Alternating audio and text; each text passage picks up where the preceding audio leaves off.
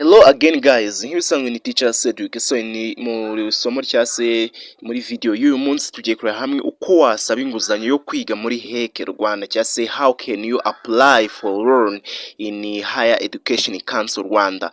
Yes, tudatinze ugomba kumenya yuko inguzanyo yo kwiga itangwa na Higher Education Council cyangwa se HEC mu Rwanda ni uburyo bw'ingenzi bufasha abanyeshuri barangije amashuri yisumbuye kubona amahirwe yo gukomeza kwiga muri kaminuza, cyane cyane ku biga muri kaminuza y'u Rwanda UR babanje kugira ikibazo cyo kubura amafaranga y'ishuri.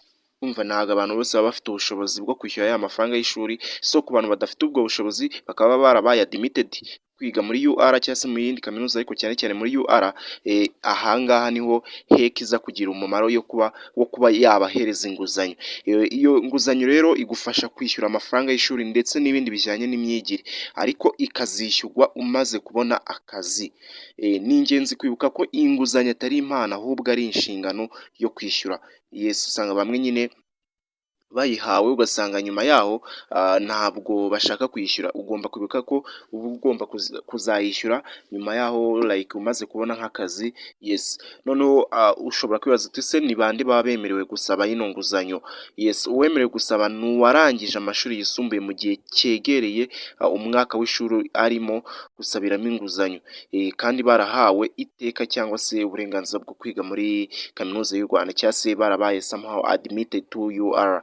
So ariko ibi bishobora guhinduka buri mwaka, bityo ni ngombwa kureba amabwiriza mashya ya HEC mbere yo gusaba. Noneho munyemere turebere hamwe ubundi intambwe zo gusaba inguzanyo ni ze step umuntu nyine agenda anyuramo igihe ari gusaba yino loan cyangwa se ari gukora iyi loan application. So gufungura urubuga rwa HEC niyo ntambwe ya mbere. Tangira ufungure mudasobwa cyangwa telefone ifite internet, ujye ku rubuga rwa HEC. Ubwo ni ukuvuga mis.hec.gov.rw. ushobora no gukoresha mis.hec.gov.rw ukinjira muri menu ya bursary, hanyuma ugakanda apply local loan. So kugira utangiye gusaba inguzanyo rero ntabwo uba ugomba kuba ntabwo like nyine uba ugomba kuba wafungura konti nshya. Uhitamo apply hanyuma ugashyiramo nimero yawe yo kwiyandikisha muri kaminuza y'u Rwanda. Ibi bizahita byuzuza bimwe mu bisabwa ku rupapuro rwa application. Step ikurikiraho rero ni iyo kuzuza amakuru yawe. So mu kuzuza amakuru yawe wuzuza amakuru asabwa neza. Ubwo ni ukuvuga izina rya papa wawe, izina rya mama wawe, n'aho utuye, akarere, umurenge, akagari, umudugudu, byose nyine ukabyuzuzamo. Ni byiza gusuzuma neza amakuru mbere y'uko wohereza kugira ngo wirinde amakosa. Ugomba kubanza wasuzuma ukareba niba amakuru watanze ariyo, noneho ugahita ukora kuri submit ukabyohereza. So noneho ibyo birahita bitujyana kuri step yo kohereza ibyo twarangije kuzuzamo kuri rwa rupapuro nyine rwa application. So iyo umaze kubyuzuza byose ukanda apply, hazahita haza ubutumwa bugira buti local loan application is successfully received.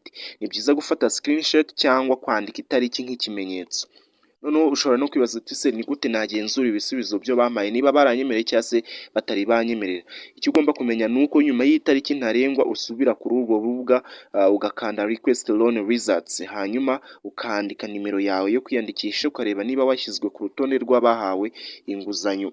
So ugize ikibazo rero cyangwa se ufite nyine ikibazo kijyanye na application yawe, hariho ahantu uba wabariza. Yes, niba ugize ikibazo cyangwa ugasaba ubufasha, ushaka gusaba ubufasha nyine ku bijyanye na application yawe, HEC itanga uburyo bwo kuvugana nayo binyuze nko ku rubuga rwabo ari rwo www.hec.gov.rw cyangwa se www.hec.gov.rw cyangwa se none ukaba wabandikira uciye kuri email yabo ariyo info@hec.gov.rw cyangwa se ukanabahamagara kuri nimero yabo ariyo 0783823101.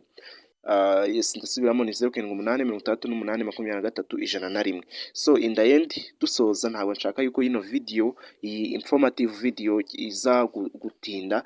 Icyo ugomba kumenya ko nuko gusaba inguzanyo yo kwiga muri HEC ari inzira yoroshye ariko isaba kuba witeguye neza. Ushyiramo amakuru y'ukuri kandi ukayisabira ku gihe. Yes, iyo utinze deadline zikarenga ubwo tayari nyine ntabwo ubona iyo nguzanyo. So ibi bizagufasha kubona ubufasha bwo kwiga no kongera no kugera ku nzozi zawe zo kurangiza amasomo ya kaminuza. Gufata umwanya wo gusobanukirwa neza ni uburyo bwo gusaba n'intambwe ya mbere mu rugendo rwo kubaka ejo hazaza hawe. So guys, ku bantu nyine baragumya kumva biri somehow hard to them, kuba bakaprayinga basaba inguzanyo, njye nka Teacher Cedric I'm here for you, just call me on kuri 0798 430 153 kugira ngo mbe nabafasha mu kwaprayinga. Yes, mbibutsa mu joining WhatsApp group yacu ariyo Scholarship and Job Corner. Ndashira link muri comment section y'iyi video, like nyine muze kwijoininga kugira ngo mubone andi ma updates. Yes, abashaka kwaprayinga muri Mastercard Foundation, muri kuri iyo loan cyangwa se muri ALU cyangwa yani ma university yaba yo mu Rwanda ndetse nayo hanze, turi ready kuba twabakira twabafasha. Guys, see you. Turagumya kubana no mu yandi ma video, ndagenda baha ama updates, mbifuriza intsinzi. See you, bye bye.